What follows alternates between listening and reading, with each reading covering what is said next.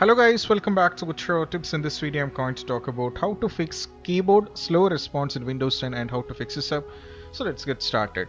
So first thing what you have to do is you have to go here in this start and you have to click on settings icon and you have to navigate to the right side and click on ease of access, and from here you have to click on keyboard by scrolling down.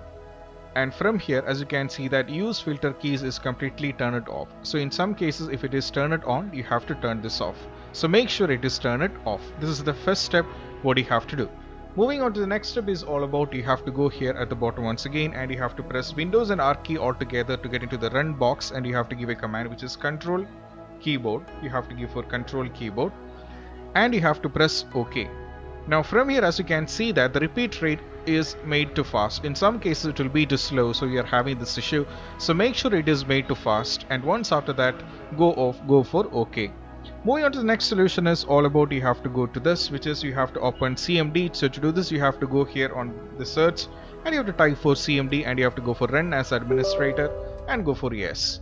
And now you have to paste a command which I'll be giving in the description. You have to paste it and press enter, so it's going to take a little bit time. So once after that it will be completely done, and most of that it will be done and it will be finished up.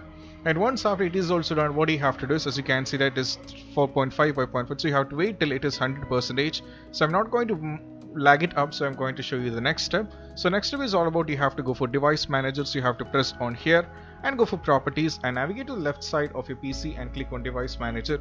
And from here, as you can see, that there is an option for keyboard which you have to maximize it, and click on the Logitech HID complaint board which is respective on your PC, and you will be having one. So click on this and go for update driver. So this is what you have to do when you're having slow issue typing or keyboard is slow on a Windows 10. And if you find this video helpful, don't forget to subscribe and click on the bell icon for more notification. And this is Shahin officially signing off from Gucho Tips. Keep practice social distance, be safe and stay safe.